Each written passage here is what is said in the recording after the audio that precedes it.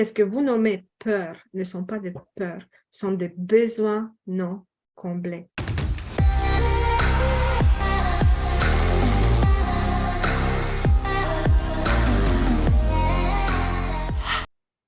Qu'est-ce que toi, comme adulte, tu peux mettre en place pour combler ton besoin? Parce que c'est ici que je veux revenir. Qu'est-ce que vous nommez peur ne sont pas des peurs, sont des besoins non comblés. C'est des besoins non comblés. C'est le besoin d'appartenance. C'est le besoin d'être aimé. Oui, c'est vrai, tu as raison. D'être vu, d'être entendu. Ça, parce que vous savez, quand vous, dans votre vocabulaire, vous allez faire ce changement entre qu'est-ce que vous dites réellement et qu'est-ce que c'est réellement, ça va avoir une grosse différence. Donc, ce mot « peur », j'aimerais qu'à partir d'aujourd'hui, vous l'effaciez de votre vocabulaire. C'est compliqué. Vous l'effacez de votre vocabulaire. Parce que vous ne vivez pas de peur. Ça sont des conséquences. Dans la racine, c'est une blessure. Je vous dis, la seule chose sur laquelle vous pouvez réellement mettre le mot peur, c'est quand votre vie est en danger. Tu vois une voiture qui fonce vers toi à 150 de l'heure et tu es en plein milieu de la rue sur le piéton, ben là, tu as peur. Parce que ta vie est en danger. Si tu t'en vas dans une forêt, tu vois un serpent venimeux devant toi, là, c'est la peur parce que ta vie est en danger. Si tu tombes dans l'eau et si tu ne sais pas nager, tu as peur parce que ta vie est en danger. Le temps que ta vie n'est pas en danger, peu importe qu'est-ce que vous dites, ce n'est pas de la peur. Expliquez-moi comment la peur de ne pas être à la hauteur, comment peut être une peur? La peur de ne pas être à la hauteur, c'est le résultat d'un amour conditionnel. Je t'aime si tu étudies plus. Je t'aime si tu amènes des performances à l'école ou peu importe, en sorte que moi, comme parent, je sois fière. Donc, moi, comme parent, je te pousse, toi, l'enfant, à faire plus, pour que moi, je me sens bien dans ma peau. Et c'est pour ça que cette affaire de ne pas être à la hauteur, le problème, c'est un amour conditionnel que l'enfant a reçu, vraiment un amour conditionnel. On t'a toujours conditionné. Je veux te acheter de nouveaux souliers si tu étudies bien à l'école. Je veux t'amener au cinéma si tu as de bons résultats à l'école. Je veux t'acheter une nouvelle poupée si tu écoutes bien aujourd'hui. Vous comprenez? Et cet amour conditionnel habitue l'enfant qu'il n'a pas de la valeur et il ne peut recevoir la récompense que si il fait quelque chose. Le verbe faire. Le verbe faire.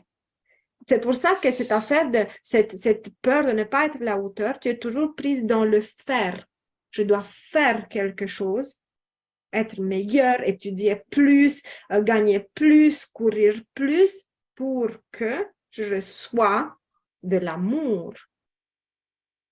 Parce que le temps que vos besoins de base ne sont pas comblés, toute notre vie, on va essayer de les combler d'une manière ou d'une autre. Vous comprenez?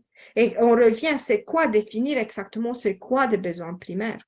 Les besoins primaires, c'est le besoin manger, dormir. Ça, c'est une autre, sont des besoins physiologiques, mais plus important que ça, sont des besoins émotionnels. N'oubliez pas les besoins émotionnels. Besoin d'être vu. La base, c'est le besoin d'être aimé. Et de ça, ça vient besoin d'attention. OK?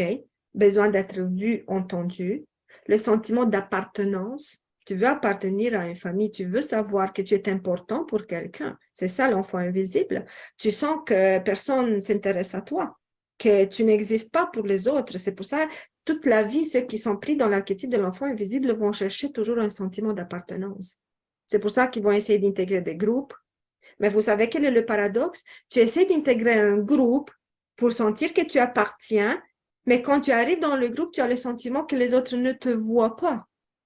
J'accepte pas. Parce que dans ta famille, on ne t'a jamais vu. Et la famille, c'est un groupe. Alors, qu'est-ce que tu fais? Tu ne fais que reproduire et reproduire le même schéma. C'est ça que ça se passe. Comme Asia me disait, la peur de réussir ou de ne pas réussir, tu vois? De ne pas réussir quoi? Cette peur de ne pas réussir, elle est directement reliée à la peur de ne pas être à la hauteur.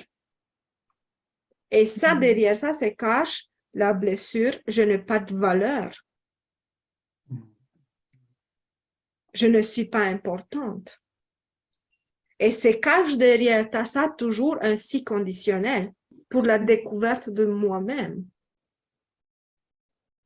Alors, tu vois, Asia, et si tu échoues, ben c'est correct aussi, tu vas faire juste apprendre plus sur toi-même. Oui, je voyais pas comme ça. C'est ça que je vous dis, le miroir, le regard sur toi, c'est très important. Est-ce que vous savez qu'est-ce qu'on dit? Quelqu'un lance des pierres sur toi. Avec ces pierres, tu as un choix. Soit tu te construis un mur, soit tu construis un pont. Wow. Mhm. Ça veut dire que tout le monde t'abandonne, tu sens m'abandonner, on m'a trahi, on m'a menti, nanana. Je fais un mur, je laisse plus personne dans ma vie, je vais partir, je rejette tout le monde. Ouais. Parce qu'on m'a blessé, j'ai peur qu'on va me rejeter encore une fois et c'est pour Ouais, ça que voilà. j'ai mis une barrière. Ou Ouais, c'est vrai. j'utilise cette expérience comme un tremplin. Je vais passer de l'autre côté. Et quand je regarde en arrière, tu dis, OK, maintenant je connais mon schéma et je sais quand il vient. Je ne veux plus le reproduire. Ouais. Vous comprenez? Tout Et c'est à pour fait. ça, c'est extrêmement important qu'est-ce que moi je vous dis. Écrivez-le quelque part. Écrivez, moi je vous dis, je dis toujours à mes clients, moi j'ai toujours toutes sortes de choses, des reprogrammations mentales. J'utilise des cadres des photos, sur lesquels les cadres, je m'écris le message que je veux intégrer dans mon inconscient. OK? Et je le mets sur mon bureau. Et je regarde 2500 fois par jour. Parce que quand je me repose, quand je réfléchis, je vois toujours le message. Donc, écrivez sur un papier. La peur, le mot peur disparaît de votre vocabulaire et vous dites c'est une blessure. C'est une Ouais, peur. blessure. Le mot peur, je vous dis, juste, tu peux dire peur, juste si ta vie est en danger. En dehors de ça, donc il y a un cheminement pour désactiver une peur. En premier, tu l'écris. Qu'est-ce que ça vient en surface? OK? Peur de l'abandon, peur du rejet, peur de ne pas être à la hauteur, peur de ne pas avoir ma place. Peu importe laquelle elle vient, écris. Si on a 5, 10, 15, écris-les toutes. Mais par la suite, question tes peurs. La peur que vous dites peur, toujours chercher ses racines. Écrivez-la. Dites qu'est-ce que ça peut m'arriver de pire? Est-ce qu'elle est vraie ma peur? Ou sont juste des scénarios dans ma tête? Parce que vous allez constater 95% du temps sont juste des scénarios dans votre tête.